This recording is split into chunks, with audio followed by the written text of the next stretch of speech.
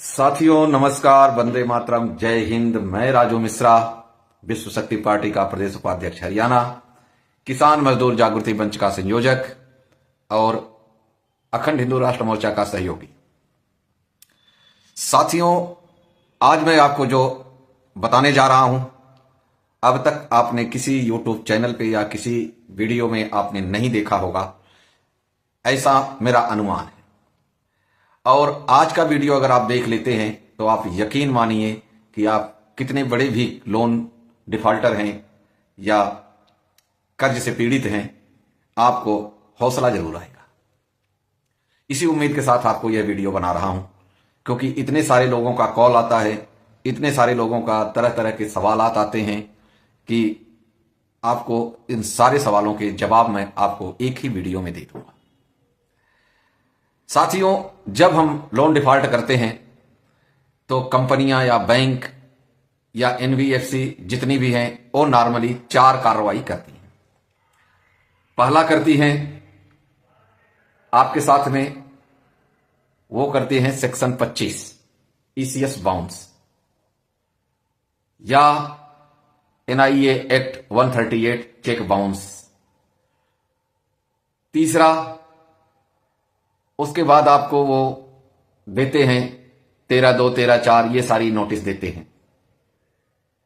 और 5वां SARFAESI act Kudki. 6ठा, आप जो मेन है पहला नोटिस है, इसलिए 6ठा बताया आपको। पहले को 6ठा बताने के पीछे का भी कारण आप समझिए, क्योंकि उसको आप इग्नोर कर देते। जी हां, बिल्कुल आप सही सुन रहे हैं।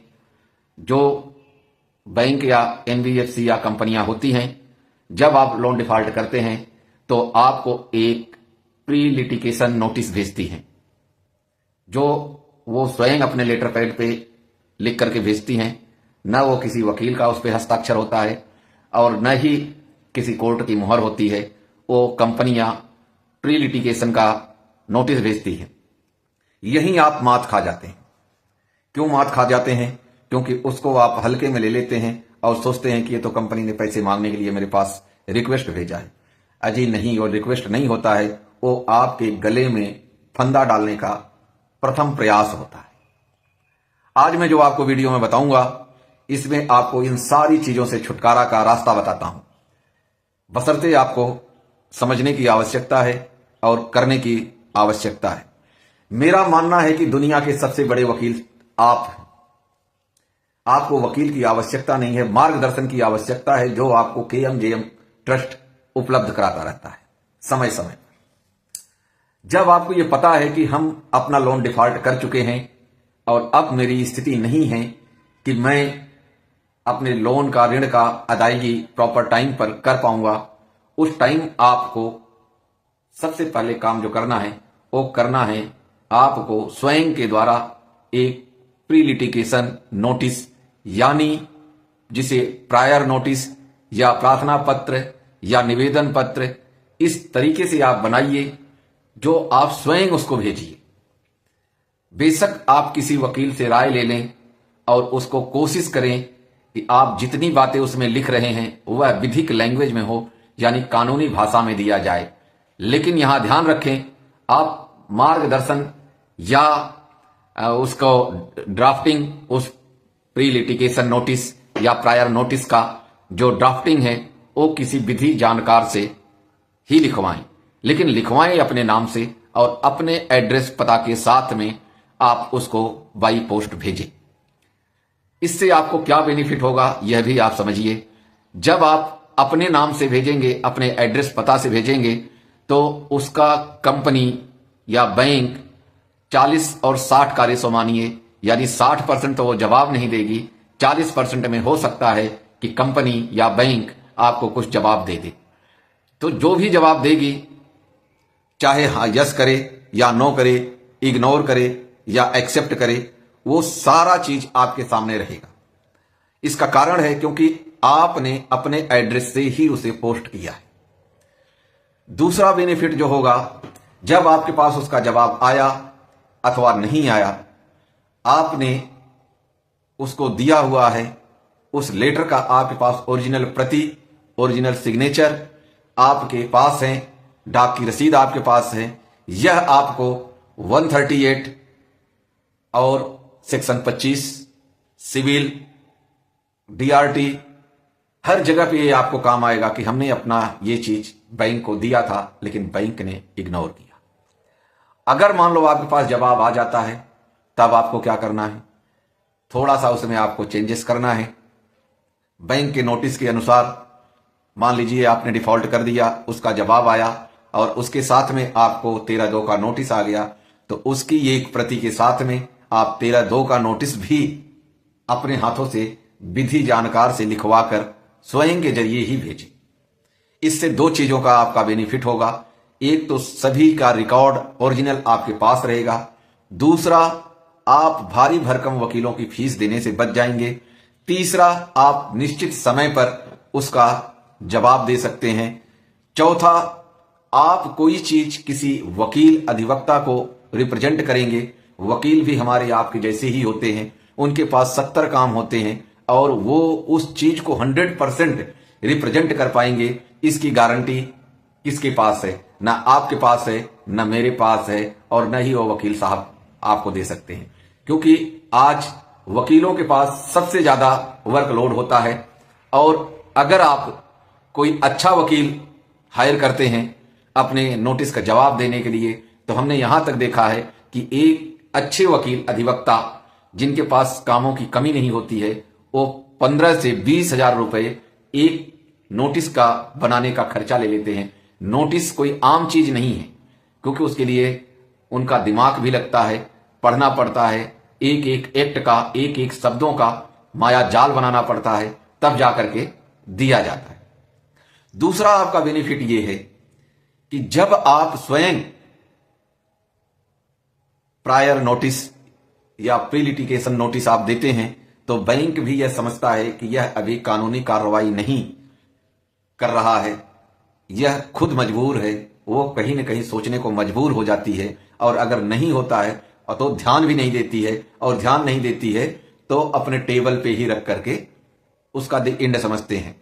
इससे क्या बेनिफिट होता है कि आप जब भी कोर्ट में आपके खिलाफ जाएगा तो उसकी एक ट्रैकिंग रिकॉर्ड के साथ जब नोटिस आप लगाएंगे तो वह सारा का सारा मामला आपके पक्ष में होगा। तीसरा, आप जो हाई प्रोफाइल अच्छे अधिवक्ता को फीस देंगे वह आपका बचत होगा।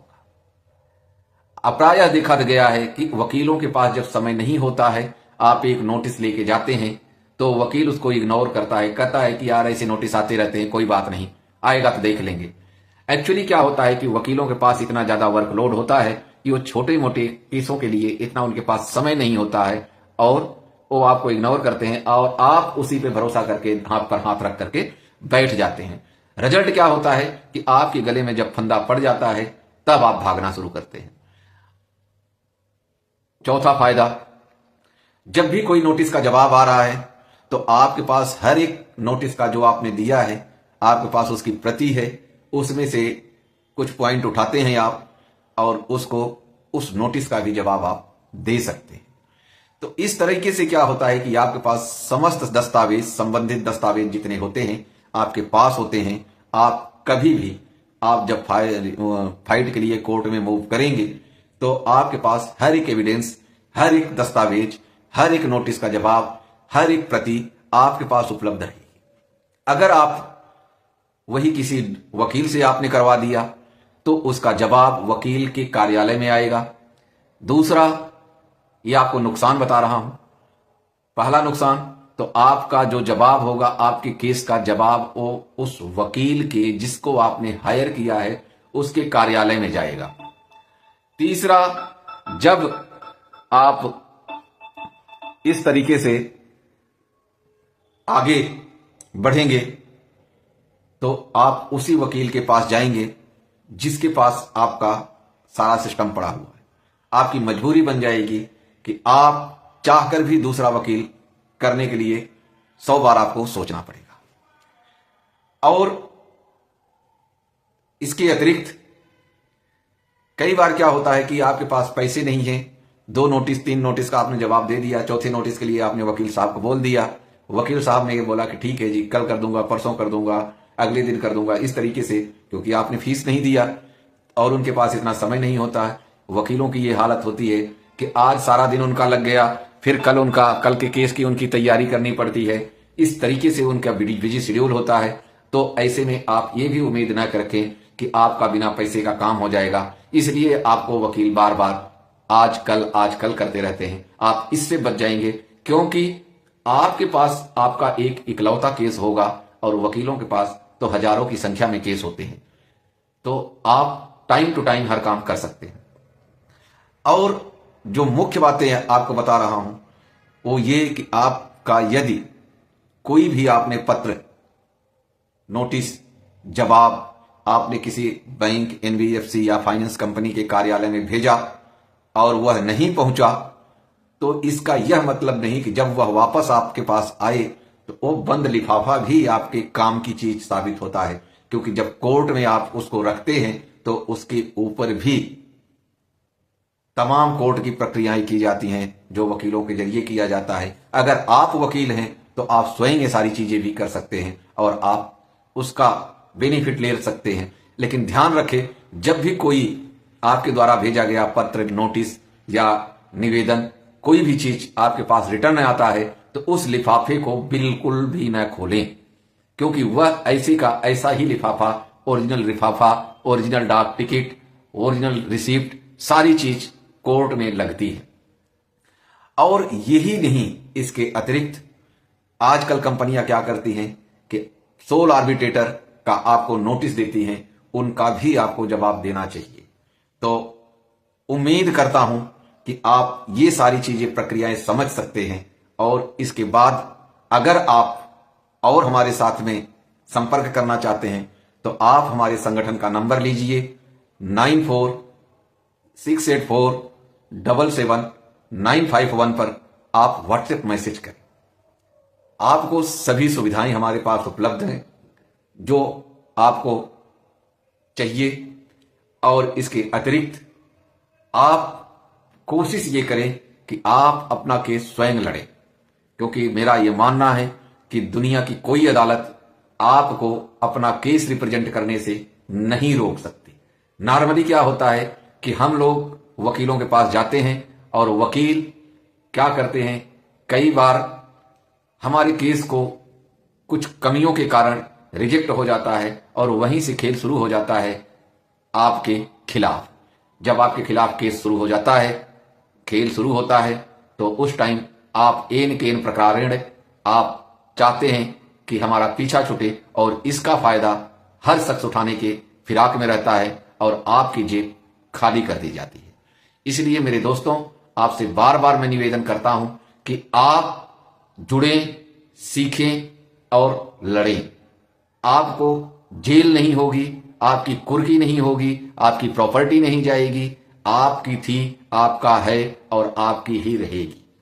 तो उम्मीद करता हूं कि आप इस वीडियो से बहुत सारी चीजें सीखे होंगे। नंबर आपको पुनः बोल देता हूं 94,684,77,951, ये व्हाट्सएप नंबर है संगठन का। और आप जब भी चाहें इस पे मैसेज करें। यह केवल व्हाट्सएप मैसेज का ही प्लेटफॉर्म है। इस नंबर पे आप कॉलिंग करेंगे तो कोई जवाब नहीं आपको मिलेगा। व्हाट्सएप पे आप मैसेज करेंगे, आपको तुरंत प्रभाव से इस पे रिप्लाई मिलेगा। कई बार कनेक्टिविटी होने के कारण जो है कुछ समय लग सकता है, लेकिन आपको 100% इस पर रिप्लाई मिलेगा।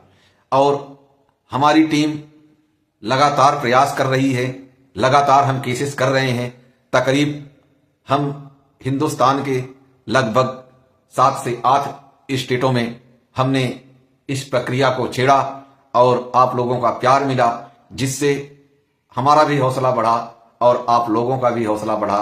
तो इसी भावना के साथ हम यह वीडियो आपको बना रहे हैं। और पैसे कमाना या बिजनेस करना हमारा कोई उद्देश्य नहीं है, हमारा कोई मकसद नहीं है। हम यह चाहते हैं कि हर व्यक्ति जो कर्ज पीड़ित है, कर्ज के दलदल में फंसा हुआ है, उसकी रक्षा की जाए, उसकी प्रॉपर्टी बचाई जाए, उसकी जान बचाई जाए। क्योंकि आप लोग रिकवरी के द्वारा इतना ज्यादा दबाव में आ जाते हैं कि आत्महत्या, सुसाइड जैसा कर लेते हैं, लेकिन आप ये भूल जाते हैं कि आपके पीछे जो आपके वारिस हैं बैंक उनके साथ भी वही बदसलूकी करेगी। इससे बेहतर है कि आप लड़ें और लड़कर कुछ हासिल करें। यह लोन का मकड़जाल जैसा बुना जाता है, ठीक इसी तरीके से आपको शब्दों का मकड़जाल बुनना है। जब तक आप शब्दों का मकड़जाल नहीं बुनेंगे, तब तक आप न खुद को सेव कर पाएंगे, न अपने बच्चों को सेव कर पाएंगे, न अपने परिवार को सेव कर पाएंगे, न अपनी प्रॉपर्टी सेव कर पाएंगे, और न ही आप अपना धन सेव कर पाएंगे। इसी के साथ दोस्तों, जय हिंद, वंदे मातरम। मिलेंगे नेक्स्ट वीडियो में। तब तक के लिए आप सभी का आभार व्यक्त करते हैं और आपका दिन शुभ हो।